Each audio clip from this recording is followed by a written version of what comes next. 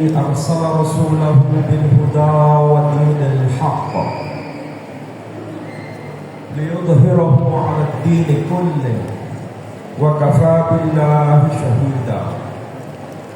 أشهد أن لا إله إلا الله وحده لا شريك له وأشهد أن محمدا عبده ورسوله لا نبي بعده. قال الله تعالى في القرآن العزيز: أعوذ بالله من الشيطان الرجيم. بسم الله الرحمن الرحيم. وبرا بوالدتي ولم يجعلني جبارا سقيا. والسلام علي يوم ولدت ويوم أموت ويوم أبعث حيا. ذلك عيسى بن مريم عيسى بن مريم قول الحق الذي فيه يمترون.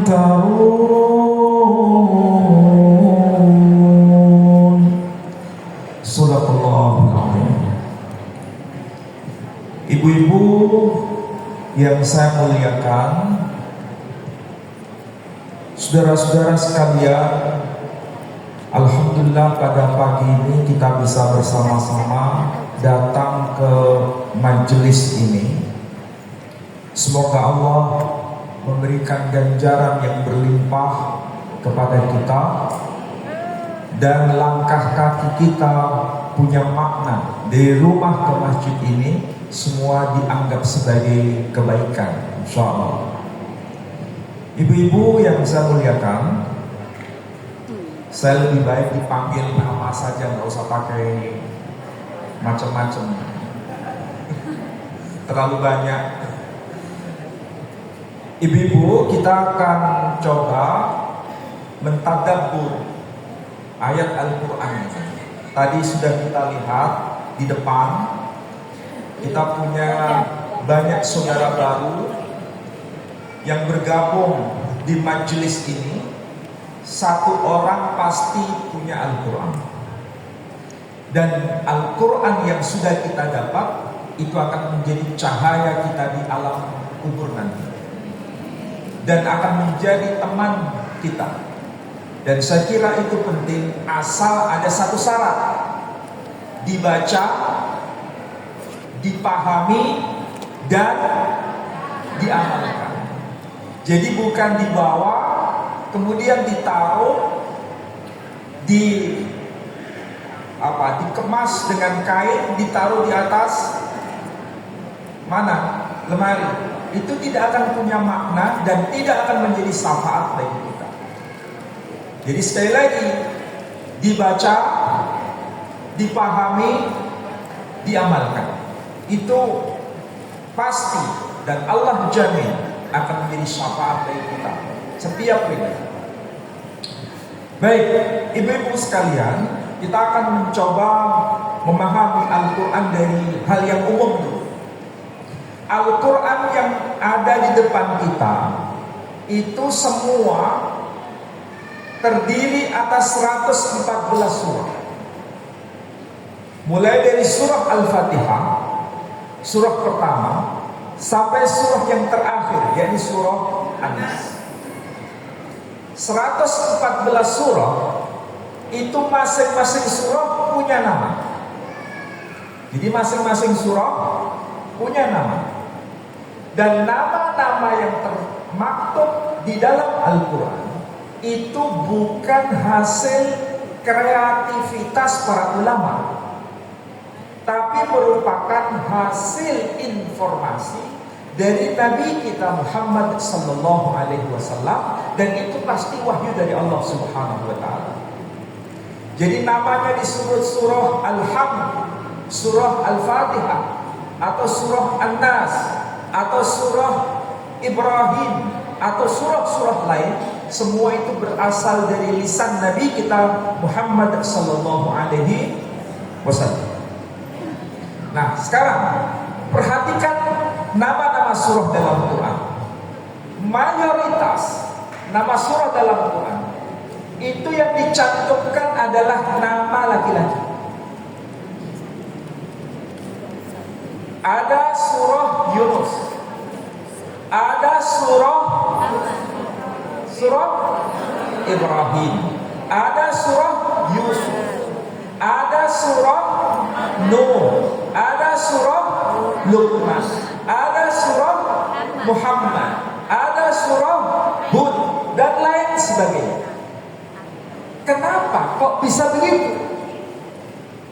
Dan kenapa mayoritas itu dominan nama laki-laki? Itu pasti ada sesuatu. Yang menjadi pertanyaan kita semua, termasuk saya sendiri, ada satu surah di dalam Al-Quranul Karim. Satu surah, bukan salah satu surah, tapi satu surah di dalam Al-Quranul Karim yang justru mencantumkan nama perempuan. Kebetulan yang datang di sini, yang hadir semua perempuan, kecuali yang di sana ada satu orang laki-laki. Tapi kita harus tahu, ada satu surah di dalam Quran yang tercantum nama perempuan, yaitu surah Maryam. Saya bertanya sekarang, ada tidak di dalam Al-Quran yang mencantumkan nama perempuan selain surah Maryam? Ada yang jawab surah An-Nisa, ada yang jawab begitu. Sekarang saya bertanya, An-Nisa itu nama laki atau nama perempuan? Kalau di Indonesia nama perempuan. Kalau ada nama An-Nisa ternyata laki-laki, nah ini salah alamat. Tapi harus kita tahu, yang ada di Indonesia disebut nama An-Nisa itu sebetulnya bukan nama orang. An-Nisa itu sebenarnya jenis kelamin perempuan. Itu sejajar dengan rijal. Rijal itu arti harfiahnya jenis kelamin laki-laki, tapi di sini menjadi nama orang, ya kan? Kalau di Timur Tengah bukan nama orang, itu jenis kelamin. Jadi sekali lagi, kalau ditanya, adakah nama perempuan di dalam Al-Quran selain surah Maryam? Jawabannya zero, tidak ada. Pasti kita bertanya, kenapa dicantumkan dalam Quran? Bukankah Hud itu nabi? Bukankah Yusuf itu nabi? Bukankah Ibrahim itu nabi? Bukankah Nuh itu nabi? Bukankah Muhammad itu nabi? Ada surah Muhammad dalam Quran. Tapi apakah Maryam itu nabi? Bukan. Apakah dia rasul? Bukan. Maryam bukan nabi, bukan rasul, bukan siapa-siapa. Tapi kenapa dicantumkan dalam Quran? Karena pasti ada maksud. Pasti ada maksud. Karena Maryam bukan sekedar manusia perempuan biasa, tapi manusia perempuan di luar kebiasaan. Tahu maksudnya? Di luar kebiasaan. Nah, nanti saya jelaskan. Jadi Maryam itu bukan perempuan biasa, tapi perempuan yang luar biasa, bahkan perempuan di luar kebiasaan.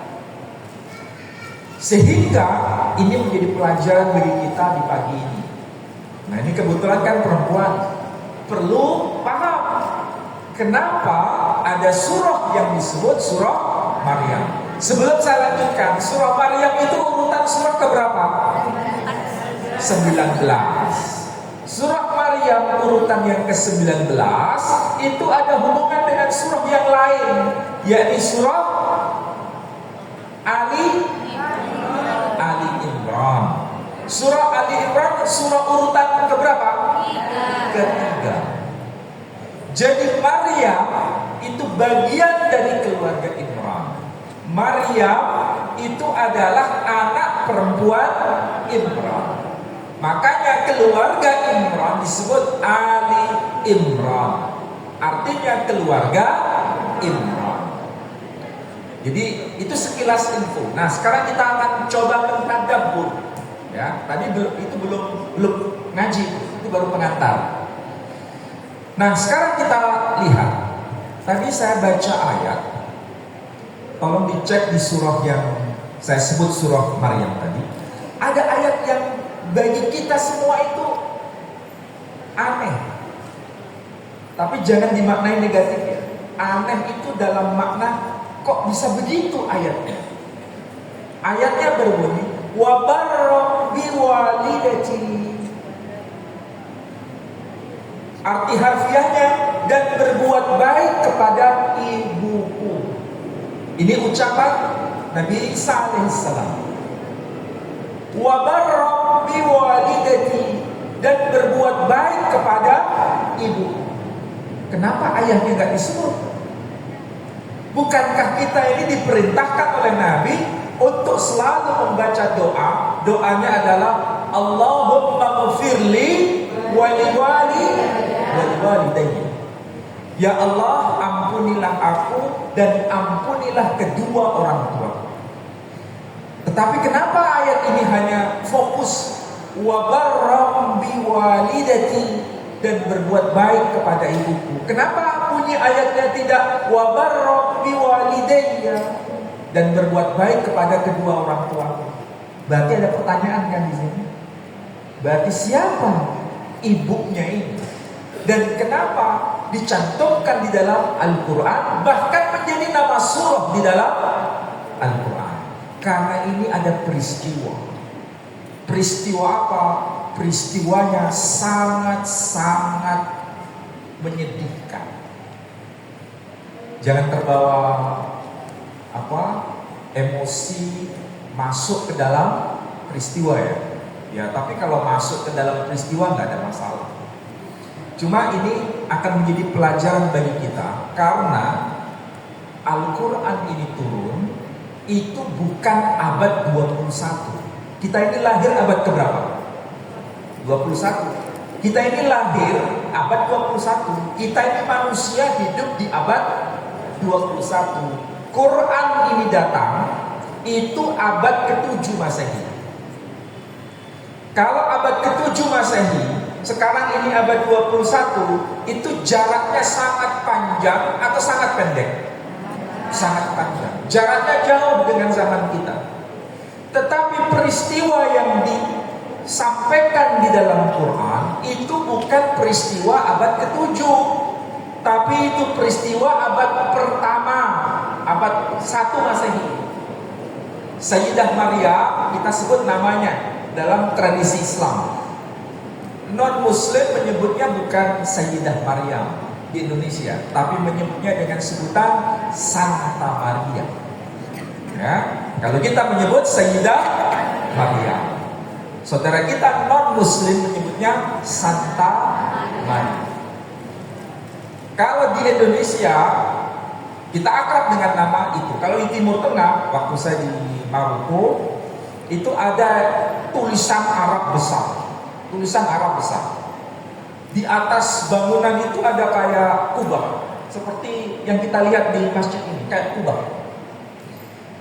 Kubahnya besar, ada tulisan Arab besar di bagian depan, sama dengan Masjid Al-Akbar. Tulisan Arabnya bukan tertulis Masjid Al-Akbar, tapi tertulis huruf Arabnya itu Kanisah Sayyidah Maryam Al-Batul.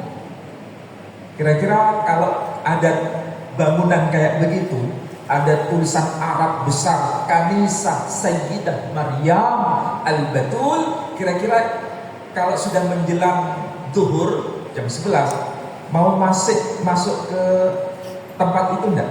Untuk sholat duhur? Hah? Mau masuk ke situ? Kalau jenengan masuk ke situ salah alamat.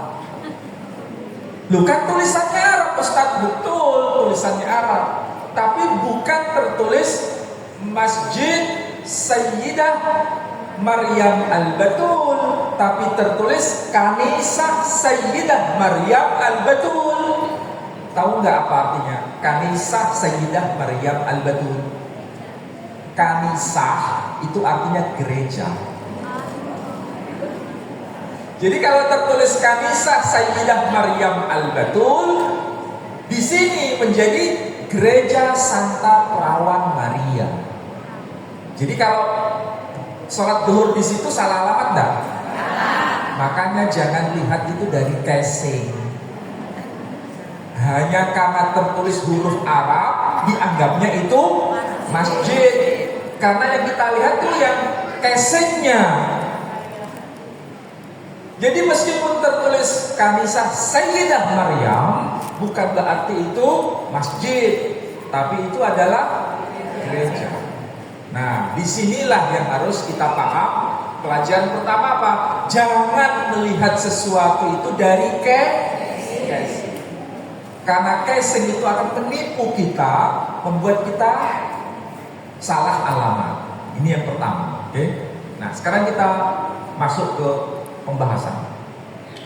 Wa barram bi walidati, dan berbuat baik kepada ibuku. Ini maksudnya karena Sayyidah Maryam ini menjadi manusia perempuan mengalami peristiwa besar. Dan ini ada kaitan dengan surah Ali Imran ayat yang ke-35. Barangkali bisa dicek ya. Bisa dicek surah Ali Imran ayat yang ke-35. Di ayat yang ke-35 disebutkan apa? Inni nadartu laka ma fi batni muharrara. Ada bagian bunyi ayat seperti itu. Sesungguhnya aku bernadar kepadamu atas apa yang ada dalam buah rahim. Lihat ayatnya secara lengkap di Al-Quran. Cuma saya potong saja. Di situ ada ungkapan dari ibunya Sayyidah Maryam.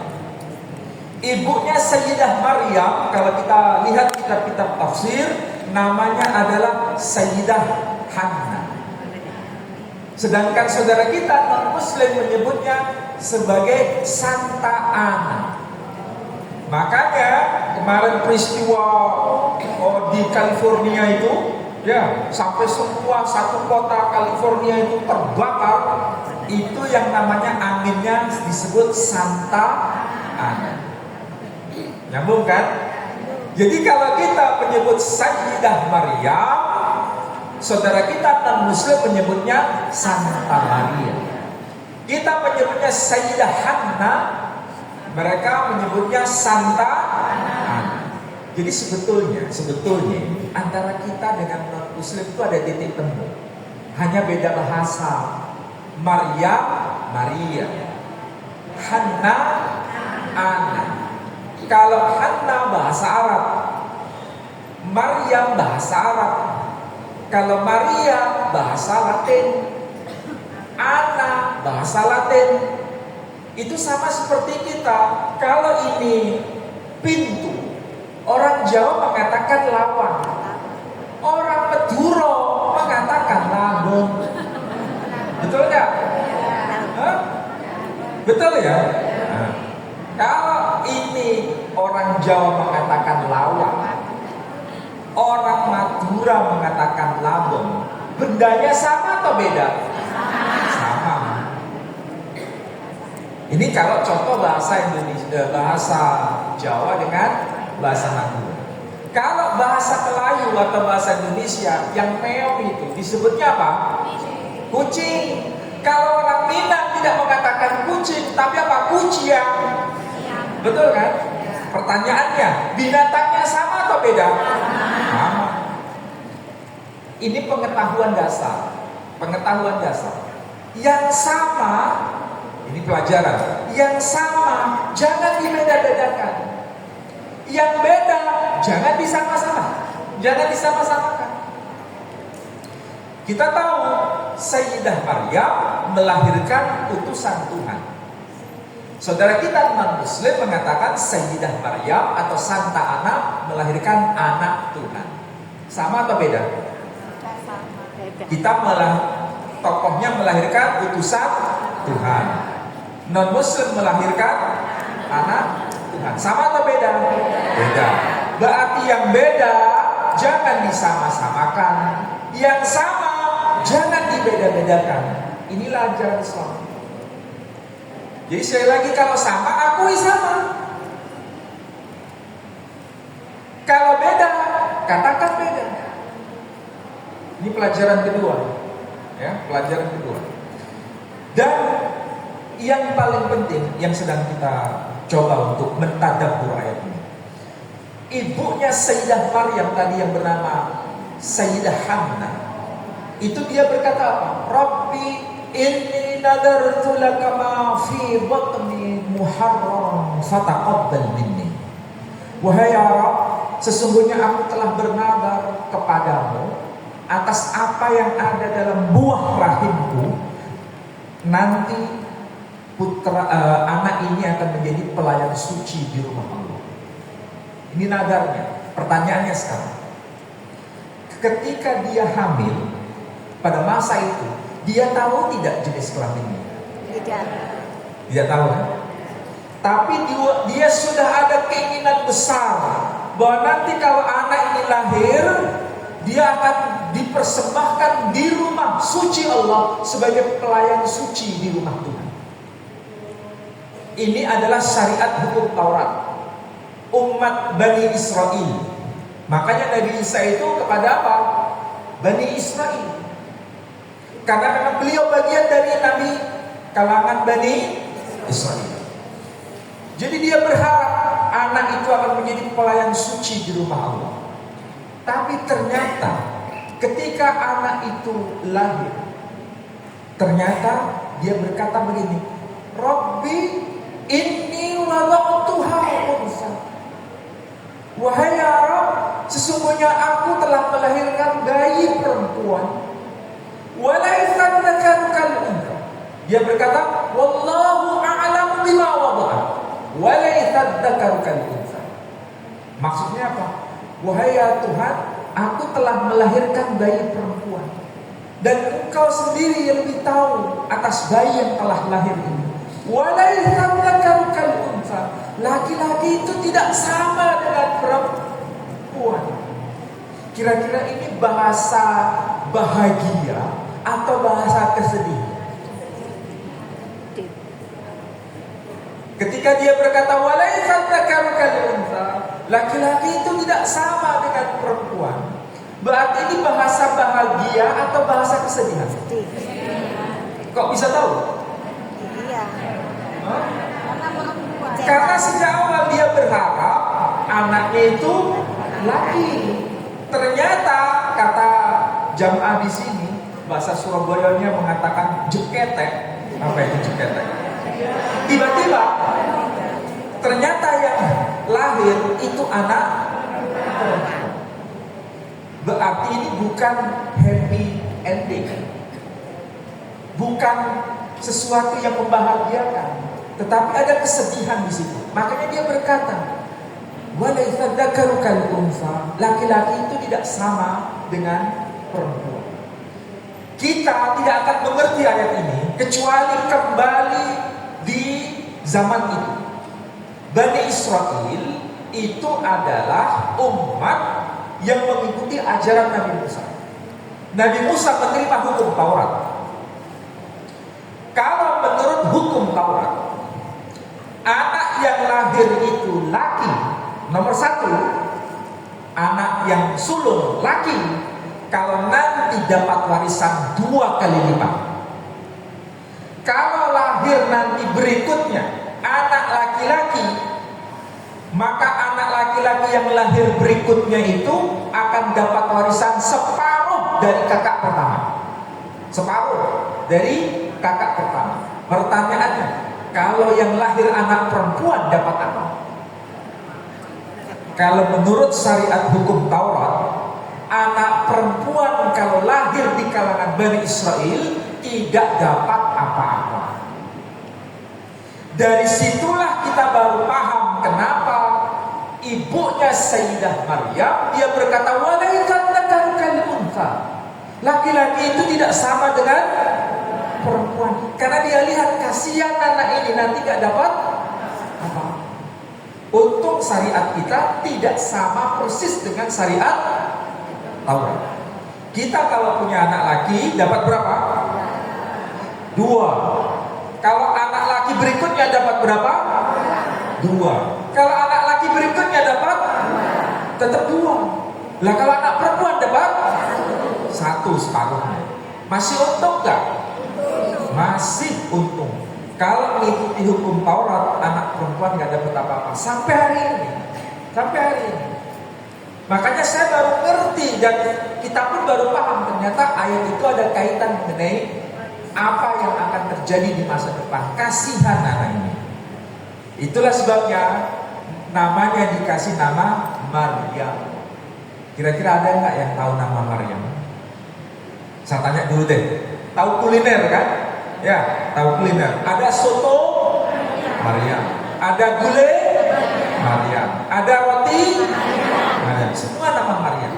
Roti Maryam, soto Maryam, gulai Maryam, semua itu enak atau tidak enak? Benar. Nah, sekarang ternyata antara kuliner yang disebut Maryam dengan nama Maryam itu sendiri nggak nyambung.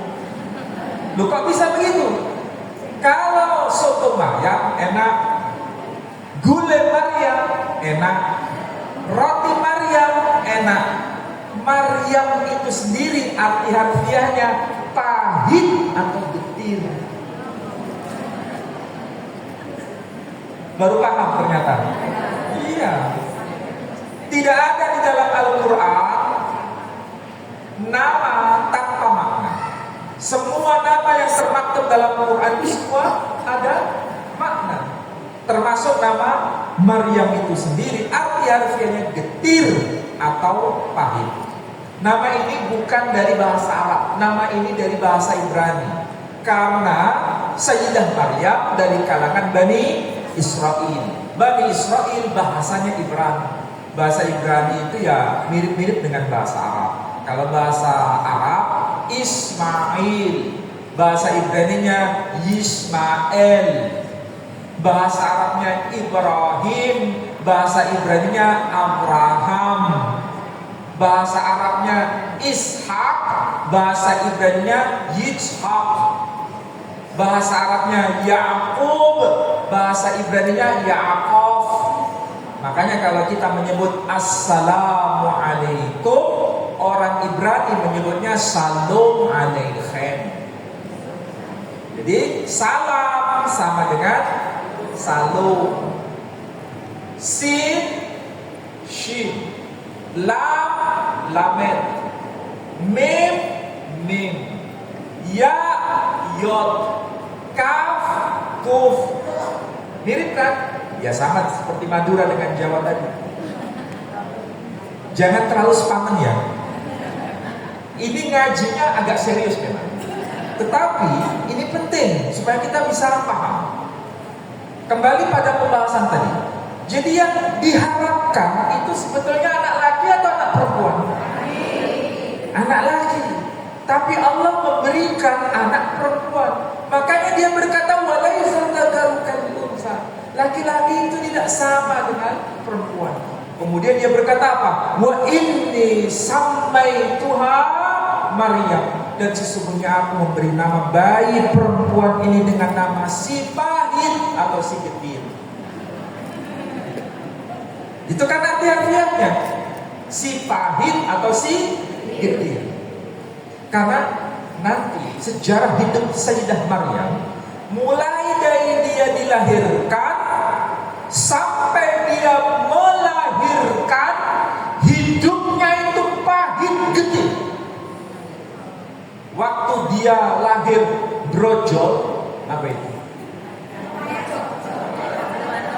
Apa kalau bahasa Indonesianya apa itu? Ya pokoknya lahir itu ya. Dia sudah mengandung makna pahit atau getih. Kemudian dia dipisahkan dari kedua orang tuanya, dititipkan kepada Nabi Zakaria. Yang pelihara itu Nabi Zakaria, bukan orang tua kamu. Kira-kira kalau kita punya anak yang dipondokkan, kita nggak mungkin ketemu setiap hari kan? Kira-kira kalau kita nggak ketemu setiap hari, itu bahagia atau sedih? Sedih. Yang sedih siapa? Orang ya dua-duanya. Anaknya atau orang tuanya? Dua-duanya. Orang tuanya juga anaknya, karena nggak ketemu setiap hari. Betul nggak? Kita kalau misalnya mau pergi berkunjung ke anak kita atau cucu kita yang dipondokkan, ketika naik kendaraan yang dibayangkan itu anak atau cucu atau kendaraannya. Kenapa? Karena ingin ketemu, kangen. Ini yang dialami Sayyidah Maryam. Jadi sejak kecil penyandang nama si pahit atau si getih ketika dilahirkan. Kemudian dia diserahkan kepada Zakaria. Dan itu berarti dia bukan happy. Dia berpisah dengan orang tuanya. Ketika dia dewasa, semakin dewasa, dia mengalami kepahitan yang sangat-sangat di luar nurul. Apa itu? Dituduh sebagai zina. Itu betul-betul menyedihkan, kepahitan hidup yang luar biasa. Makanya gak salah bila dimasukkan di dalam Al-Quran menjadi nama surah, supaya jadi pelajaran kita semua. Ini pelajaran manusia perempuan yang luar biasa. Mulai dilahirkan sampai melahirkan, hidupnya tidak pernah happy. Hidupnya selalu getir, hidupnya selalu pahit. Ada nggak kira-kira manusia perempuan yang seperti ini? Hah? Ada nggak? Ada nggak yang sanggup kayak begini? Kayaknya nggak ada yang sanggup. Kita coba ya. Saya pun merenung, mentadabbur, panjenengan merenung, mentadabbur. Kalau kita lihat di dalam Al-Quran sendiri, di surah Maryam itu, ada satu peristiwa. Peristiwa kalau diterjemahkan begini: wahai saudara perempuan Harun. Ayatnya, ya ukhta Harun. Wahai saudara perempuan Harun, bapakmu itu bukan seorang penjahat besar. Kemudian dia dikatakan, wa ma kanat ummuki baghiyah, dan ibumu itu juga bukan seorang pelacur. Itu tuduhan sebagian besar bangsa Israel terhadap Sayyidah Maryam. Kira-kira kalau kita hidup di masa itu, kita membela Sayyidah Maryam atau ikut bergabung kepada mereka yang menurut Sayyidah Maryam? Hah? Ayo, siapa yang berkata bergabung dengan Sayyidah Maryam? Dia bergabung. Kalau seandainya kita hidup di masa itu, siapa yang mengatakan bergabung dengan Sayyidah Maryam? Ayo. Kayaknya nggak ada. Kenapa nggak ada? Karena pasti kita kalau di zaman itu akan berkata ini adalah peristiwa negatif. Pasti begitu. Bayangkan betapa sedihnya Sayyidah Maryam. Makanya hidupnya pahit.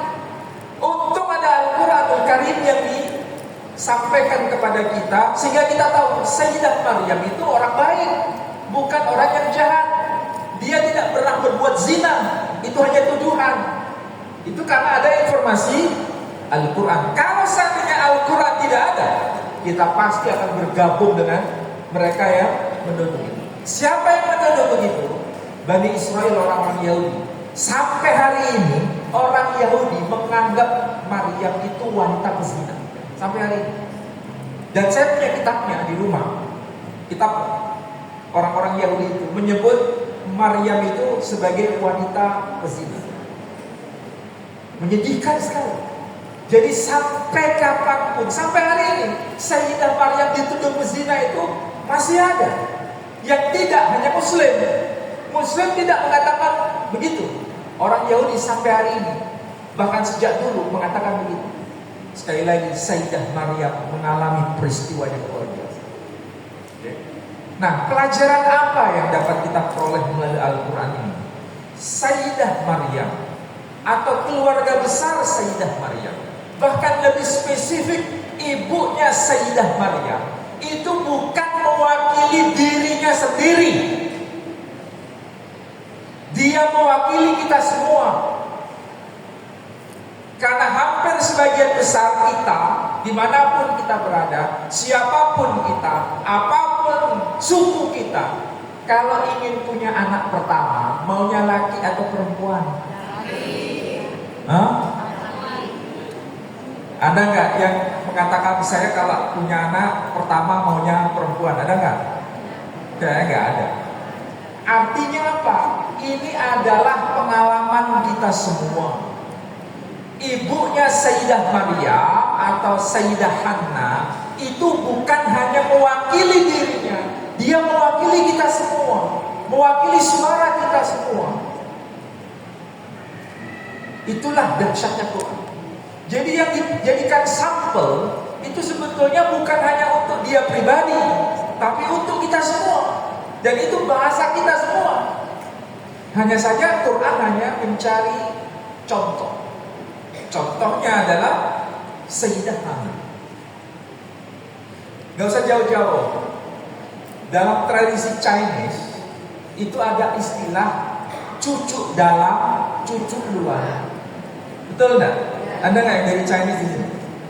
Ada istilah cucu luar, cucu dalam. Apa maksudnya cucu luar? Cucu luar itu berarti anak dari anak perempuan, cucu luar. Karena apa? Dia sudah dianggap orang lain. Tapi kalau cucu dalam, ini berarti cucu dari anak yang laki-laki. Dan dia akan mendapatkan hak istimewa dalam keluarga besarnya ini. Kalau cucu dalam, dia sudah tua. Makanya orang Chinese mesti yang diminta anak laki. Orang Jawa yang diminta anak laki. Orang Madura, anak pertama yang diminta anak laki. Orang Arab yang diminta anak, semua bangsa ini rata-rata itu minta anak laki-laki. Berarti ibunya Sayyidah Maryam itu bukan hanya mewakili dirinya, dia mewakili kita semua. Mewakili kita semua. Maksudnya itulah cara pandang umum. Begitu. Tapi ingat pelajarannya. Sekali lagi, kalau sejak awal niatnya sudah benar, niatnya itu sebagai apa? Pelayan suci di rumah Allah. Jadi niatnya itu adalah investasi akhirat. Pelayan suci di rumah Allah. Niatnya sudah benar. Itu investasi akhirat. Jangan kebalik. Jangan investasi dunia. Nanti kalau investasi akhirat, maka Allah akan kabulkan meskipun ditunda. Katanya sekarang, Sayyidah Maryam itu anak yang sebetulnya diminta anak laki, tapi Allah hadiahkan anak perempuan. Tapi bukan berarti doanya tidak didengar. Doanya ditunda.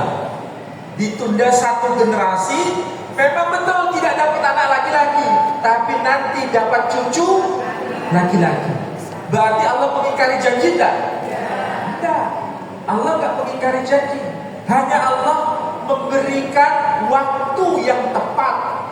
Kadang-kadang kita ini, maaf ya, kita ini manusia pada umumnya, kalau minta sekarang, doa sekarang, mau dikabul sekarang atau besok? Hah? Caranya sekarang, kita minta sekarang, maunya dikabul sekarang atau besok? Sekarang. Kalau dikabulkan 1 tahun depan, mau enggak? Enggak. Itulah manusia. Manusia itu maunya begitu. Seakan-akan Allah harus mengikuti kehendak kita. Bukan kita yang mengikuti kehendak Allah. Jadi pelajaran berharga bagi kita, jangan memaksa Allah. Tapi paksalah diri kita sesuai dengan rancangan Allah. Paksalah diri kita supaya bisa mengikuti apa yang Allah rancang atas kehidupan kita. Mau nggak kita hidup seperti ini? Mau. Jangan memaksa Allah. Allah tahu kebutuhan kita. Allah tahu yang terbaik atas kehidupan kita. Nah, kalau yang kita lihat dalam peristiwa ini, sepertinya tidak dikabulkan. Uang yang diminta itu laki, ternyata dapat perempuan. Tapi karena dia niatnya sejak awal sudah benar, agar nanti keturunannya menjadi pelayan suci di rumah Allah, inilah yang dimaksud motivasi yang tepat. Semua yang kita lakukan, motifnya itu harus benar. Motifnya adalah investasi akhirat. Tapi kebanyakan kita ini salah. Selama ini kita ini salah. Dan memang nanti kalau saya kasih contoh, jawaban kita pasti sama. Contohnya sederhana. Panjenengan sering parkir kan? Parkir sepeda motor, parkir mobil. Parkir itu keluar uang atau tidak? Hah? Ya, pasti parkir ya keluar uang. Parkir di Masjid Al-Akbar juga keluar uang. Parkir keluar uang. Tapi selama ini ketika kita parkir, niatnya itu parkir atau niatnya sedekah?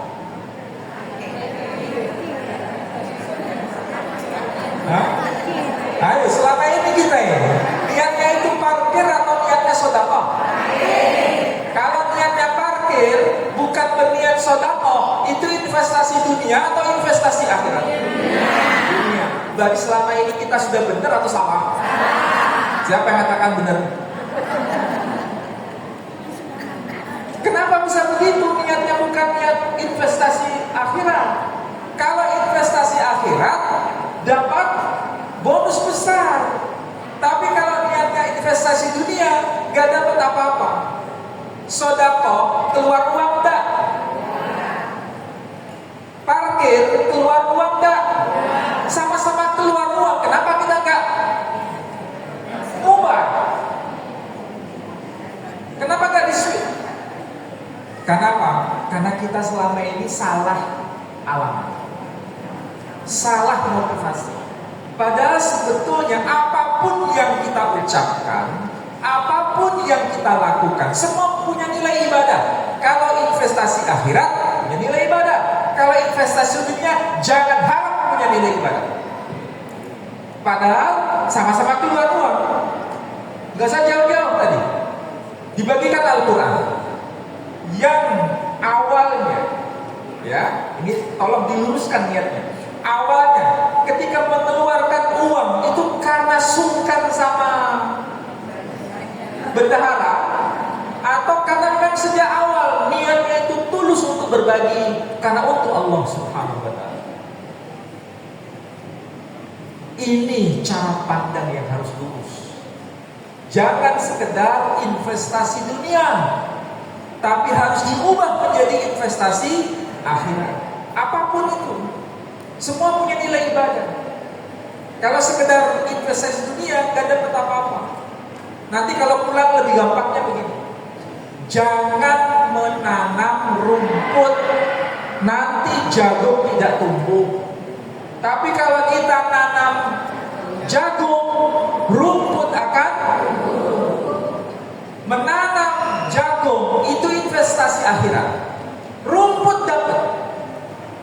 Tapi kalau sejak awal menanam rumput, jagung tidak akan tumbuh. Jadi agama itu gampang atau susah? Gampang. Hanya masalahnya kita ini salah pasang niat. Datang ke sini tujuannya investasi dunia atau akhirat?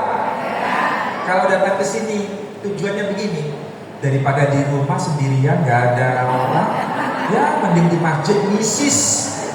Itu investasi dunia atau akhirat? Itu dunia. Gak ada dapat apa-apa. Paling banter ketemu say hello sama teman. Iya kan? Itu investasi dunia. Tapi kalau sejak awal niatnya aku datang ke Masjid Al-Akbar untuk ngaji, memperbaiki diri karena Allah, lillahi ta'ala. Kalau ketemu sama sahabat, alhamdulillah. Itu baru investasi akhirat. Jadi agama itu tidak sulit, agama itu mudah. Hanya niatnya saja. Gak usah jauh-jauh. Kalau ada sandal yang berceceran di situ, kalau niatnya, wah ini sandalnya ketua pengurus, ini nggak enak kalau nggak dirapikan. Ini salah pasang niat. Karena investasi dunia, karena takut sungkan. Tapi kalau niatnya Bismillah karena Allah, investasi akhirat. Jadi agama itu mudah sebetulnya, sangat-sangat mudah. Tapi karena sangat mudahnya, kadang kita salah alamat. Salah. Nah sekarang kita bisa lihat Sayyidah Maryam itu sebetulnya anak yang tidak diharapkan pada awalnya. Maunya laki dikasih perempuan. Tapi karena sudah niatnya benar, karena untuk Allah, menjadi pelayan suci di rumah Allah, maka Allah kabulkan. Tapi nunggu waktu yang tepat. Tunggu satu generasi diberikan cucu laki-laki. Padahal yang diminta hanya sekedar laki-laki. Tapi karena niatnya sudah benar, investasi akhirat, diberikan bonus. Bonusnya apa? Cucu laki-laki bukan sekedar cucu laki-laki, tapi cucu laki-laki ini seorang nabi, bahkan seorang rasul, bahkan seorang ulul azmi, bahkan seorang al-masih. Berarti 4 bonus. Karena apa? Niatnya sudah benar.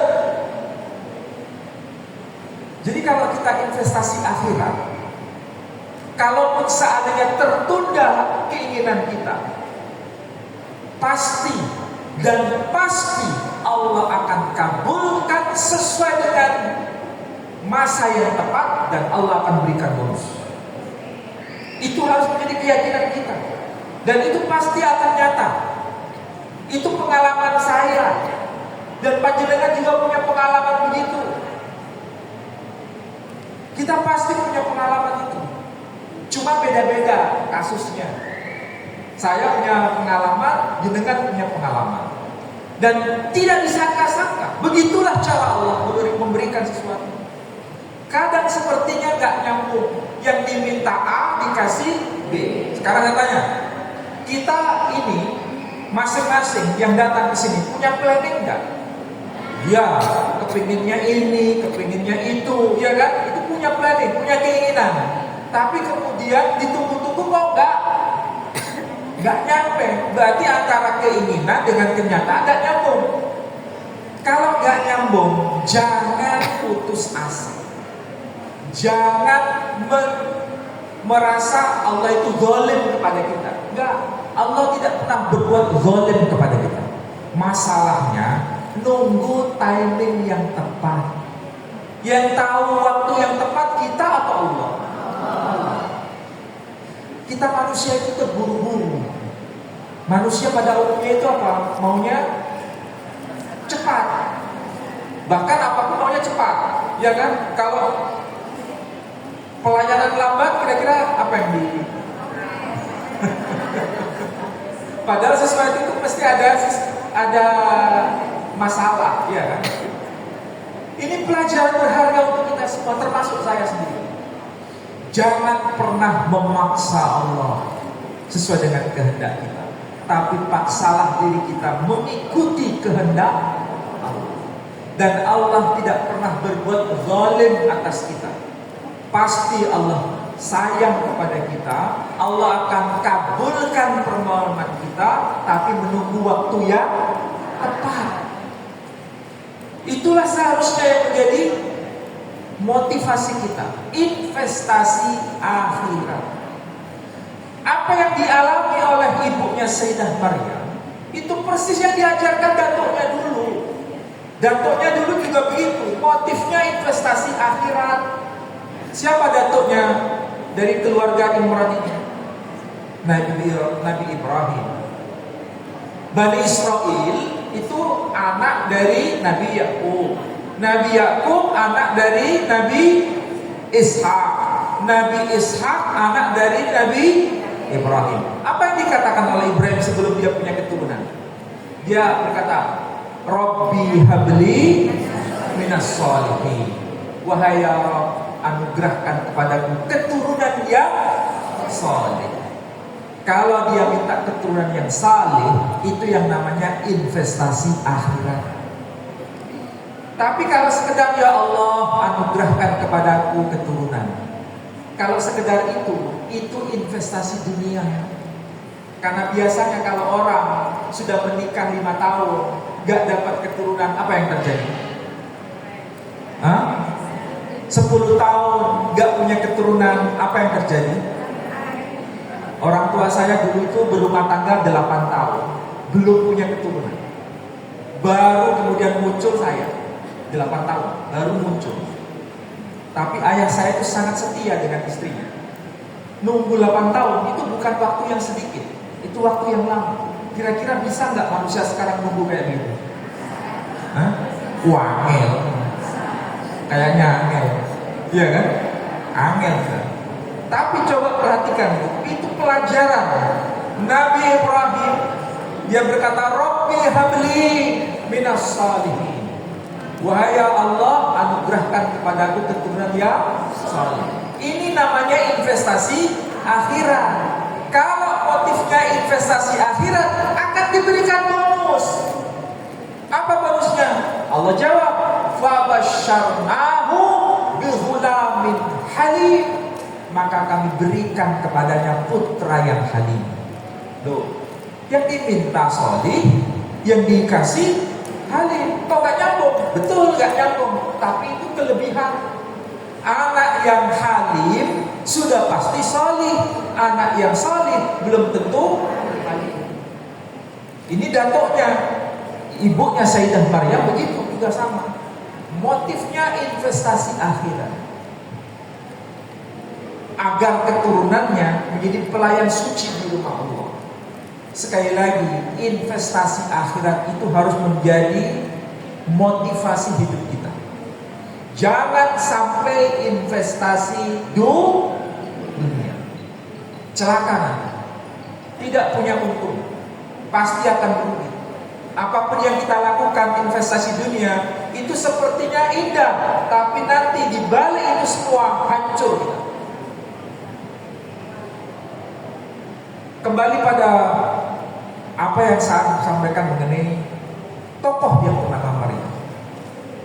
Jadi pengalaman hidup keluarga Maryam, termasuk orang tuanya, itu persis seperti pengalaman kita semua. Pengalaman setiap manusia yang mengaku dirinya sebagai manusia. Dan itu hanya perwakilan suara kita. Ya, betul. Itu perwakilan suara kita. Makanya ini manusia perempuan luar biasa, sampai-sampai Allah sendiri abadikan di dalam Al-Quran, supaya nanti menjadi pelajaran bagi kita yang muslim maupun yang non muslim. Karena nama ini bukan hanya di dalam Al-Quran, di kitab saudara kita non muslim juga tercantum. Hanya saja detailnya yang berbeda. Tapi secara global ada sesuatu yang sama. Nah, sesuatu yang sama itu pelajaran bagi kita dan sekaligus pelajaran bagi mereka.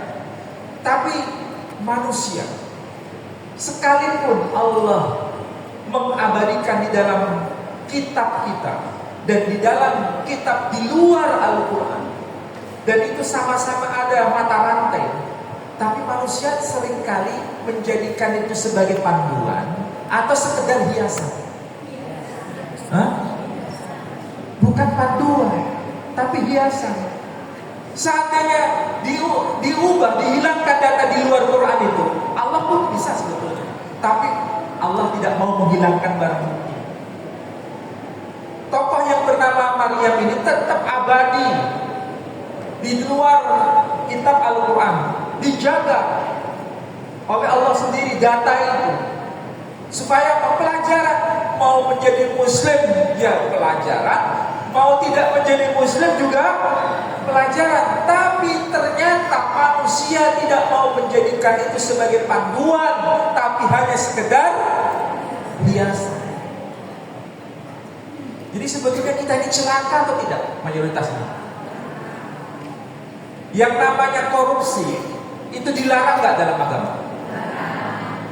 Islam melarang. Di luar Islam juga melarang. Tapi meskipun itu ada pelarangan seperti itu, banyak nggak yang melanggar? Banyak. Artinya apa? Seharusnya menjadi panduan, hanya sekedar biasa. Berarti celakanya bagaimana kita ini? Padahal Allah maunya nggak begitu. Mau kamu beriman, mau tidak beriman, petunjuk itu masih ada. Tapi kenapa tidak dijadikan panduan? Disitulah sebetulnya manusia itu aneh. Makanya kita diminta tadi guru kita sudah mengatakan apa? Ya ayyuhalladzina amanu lima taquluna ma la taf'alun. Wahai orang-orang yang beriman, kenapa antara ucapanmu dengan tindakanmu itu tidak nyambung? Orang berkata-kata itu mudah atau sulit? Hah? Mudah atau sulit? Mudah. Saking mudahnya, ya tolong ya dibaca Qurannya ya. Jawabannya apa? Ya. Pelaksanaannya? Berkata-kata itu mudah, tapi pelaksanaan itu kadang perlu niat yang besar. Niat yang besar itu niat investasi akhirat, bukan investasi dunia. Disitulah sebetulnya inti dari agama. Inti dari agama itu perkataan dan perbuatan itu harus sama. Makanya yang dikatakan oleh ibunya Sayyidah Maryam, dengan tindakannya itu sinkron sebetulnya. Hanya saja karena dia manusia, sama seperti kita, dia tidak tahu rancangan detail dari Allah Subhanahu wa Ta'ala. Tapi dia niatnya sudah benar sejak awal. Dasarnya sudah benar. Investasi akhirat agar anaknya milik pelayan suci di rumah Allah. Makanya kita ini, dan termasuk saya pribadi, itu harus rajin munajat kepada Allah Subhanahu wa Ta'ala dengan niat yang betul. Kita tidak mungkin ketemu dengan cucu kita dari anaknya cucu kita, karena usia kita pasti sekarang sudah berapa, ya kan? Gak mungkin ketemu. Tapi kalau kita sudah doakan sejak sekarang, cucunya dari cucu kita sudah kita doakan dari sekarang, itu akan menjadi investasi akhirat yang luar biasa. Dia pasti akan nyambung dengan apa yang kita doakan. Anak kita juga begitu, cucu kita juga begitu, cicit kita begitu, cicitnya cicit kita begitu. Kita bawa dalam munajat itu. Allah tidak akan pernah lupa munajat kita, tidak akan pernah lupa. Hanya saja meskipun kita ada di alam kubur, kita akan melihat kebahagiaan itu. Masalahnya kita ini maunya instan. Minta sekarang dikabul tahun. Minta sekarang dikabul tahun. Oh ya kan? Fakta real itu. Jadi sebetulnya banyak permintaan kita yang bisa kita ajukan di hadapan Allah Subhanahu wa Ta'ala. Banyak rancangan yang kita bisa sampaikan kepada Allah Subhanahu wa Ta'ala. Seandainya yang kita minta tidak sama seperti yang nyata, maka jangan pernah kecewa. Jangan pernah suudzon kepada Allah Subhanahu wa Ta'ala. Tapi justru husnudzon dan letakkan keinginan kita sesuai dengan rancangan Allah. Jangan sesuai dengan rancangan kita, tapi rancangan Allah. Planningnya Allah. Pasti Allah berikan bonus. Kita mau nggak Allah berikan bonus sama kita? Percaya nggak dengan janji bonus itu? Percaya, karena Allah sudah berikan contoh di sini. Cuma kadang-kadang yaitu tadi bisikan kanan, bisikan kiri itu menggoda kita. Nah, doamu gak dikabulkan kan? Nah, terus gak usah sembahyang lagi, gak usah sholat lagi. Puasa Senin Kemis, inginnya supaya begini, jeketek gak terkabul. Akhirnya puasa Senin Kemisnya Masih dilakukan atau enggak? Tenane. Begitulah manusia. Manusia itu begitu. Tapi kita harus ubah. Kita ini mukmin. Kita sudah mengaku mukmin, sudah mengaku muslim, sudah rajin ngaji. Tapi kalau apa yang kita lakukan tidak meletakkan dalam konteks investasi akhirat, maka kita pasti rugi. Maka sekali lagi ibu-ibu sekalian, saya berharap nanti pulang dari pengajian ini sudah mulai menata niat dari semua sisi. Mau ngapain saja, mau berbuat apa saja, niatnya harus investasi akhirat. Apapun, jangan sampai keliru. Saya datang ke sini juga harus sejak awal niatnya investasi akhirat, bukan niatnya investasi dunia. Kalau niatnya investasi dunia, saya nggak dapat apa-apa nanti. Jadi investasi akhirat itu mudah, hanya saja mengubah niat. Maka sekali lagi, ini penting pelajaran dari Sayyidah Maryam sebagai sosok perempuan yang memang sepertinya itu adalah aib, tapi sebenarnya bukan aib, tapi itu adalah investasi akhirat yang Allah sudah nyatakan di dalam keluarga Imran. Dan itulah yang terjadi. Insya Allah hal seperti ini juga terjadi di dalam keluarga kita. Insya Allah semua apa yang Allah rancang itu atas kita pribadi, atas keluarga kita pribadi, itu semuanya positif. Tidak ada yang negatif. Hanya manusia seringkali suudzon atas keputusan Tuhan. Mulai sekarang kita harus waspada atas bisikan kanan dan kiri yang sebetulnya dari suara iblis. Seakan-akan Allah membenci kita, seakan-akan Allah tidak membersamai kita, seakan-akan Allah meninggalkan kita. Padahal yang seringkali kita yang meninggalkan Allah, bukan Allah yang meninggalkan kita. Bukan Allah membuat sesuatu yang buruk atas kita, tapi kita sendiri yang membuat buruk atas nasib kita sendiri. Takdir itu bisa diubah, asal niatnya benar.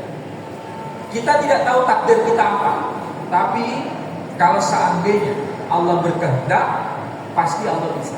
Mudah-mudahan siapapun yang ditakdirkan oleh Allah meninggal sebelum Ramadan besok, dengan upaya kita munajat kepada Allah, dengan munajat, dengan kebaikan dan semuanya, Allah berikan takdir yang lebih baik. Karena kita tidak tahu takdir kita itu apa. Allah akan bisa mengubah semuanya itu atas semua yang kita lakukan, tapi motifnya adalah investasi akhirat. Mudah-mudahan kita sampai pada Ramadan besok. Mudah-mudahan kalau seandainya kita ditakdirkan Ramadan, meninggal di bulan Ramadan, dan itulah keinginan kita manusia. Mudah-mudahan ini manfaat untuk panjenengan semua. Mohon maaf kalau ada kata-kata yang tidak berkenan. Kalau ada yang bertanya, ada